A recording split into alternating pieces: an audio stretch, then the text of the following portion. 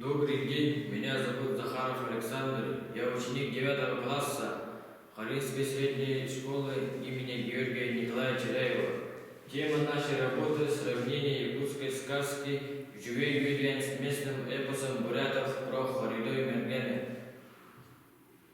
Цель сравнения, сочетания и различия данных произведений якутской сказки «Живей Юлиан» с местным эпосом бурятов про Хоридой Мергене. Задачи – читать легенду о Хоридой Мергене и сказку «Учугей Юлиан», сравнить различия и сочетания данных произведений, ознакомиться по данной теме с другими источниками литературы, установить связь данных. Лагерь Харинской средней школы был основан в 2007 году. Одна тема происхождения рода Хора вызвала интерес наших учителей и учащихся, и они все начали изучать историю.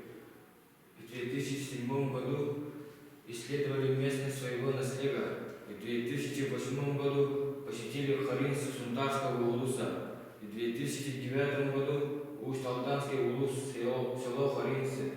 В 2010 году Олегинский улус. Завершением проекта посещения стала Харинской Бурятии. В этом октябре мы посетили Харинский район Бурятии. И в Бурятии есть одна легенда про Хоридой Мергене. Однажды Хоридой Мерген рыбачил на берегу Байкала, из ниоткуда ей прилетели 3 лебедя. Потом Хоридой Мерген спрятался в кусты, и 3 лебедя повернулись, пошли купаться в воду.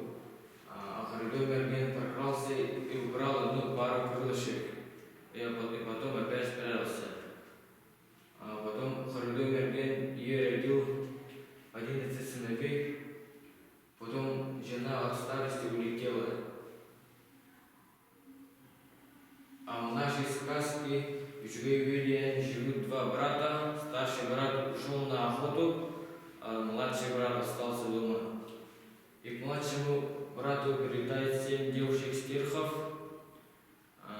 и они играют. Старший брат прячется и отнимает перья у одной из девушек.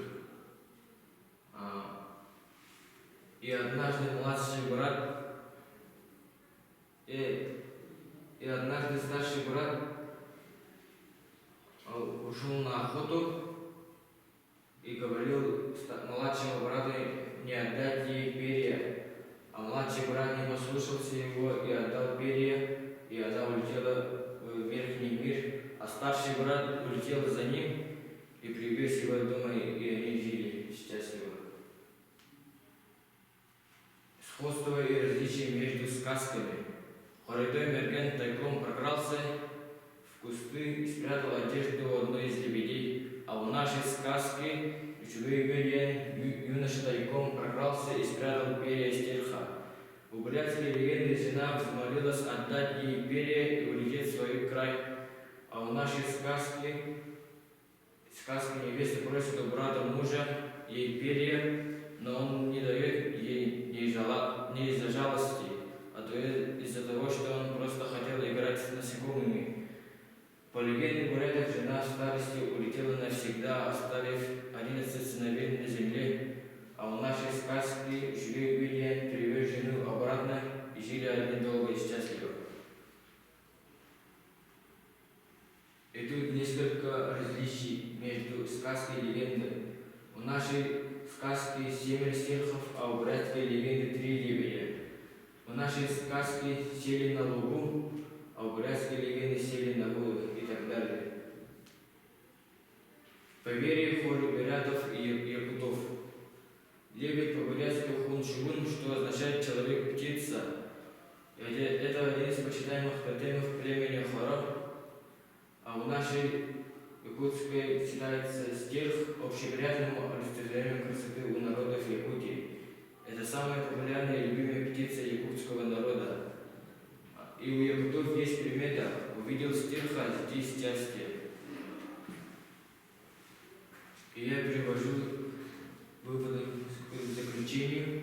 У птицы обеих народов спасшими от гибели основателя народа. У бурятов лебедь у якутов стерх – это самые уважаемые птицы. Сравнивая легенды бурятов из якутской сказки, убедился, что нас связывают родственные узы, так как бурятские ученые верят источникам легенд. Побывав в Бурятии, мы нашли способы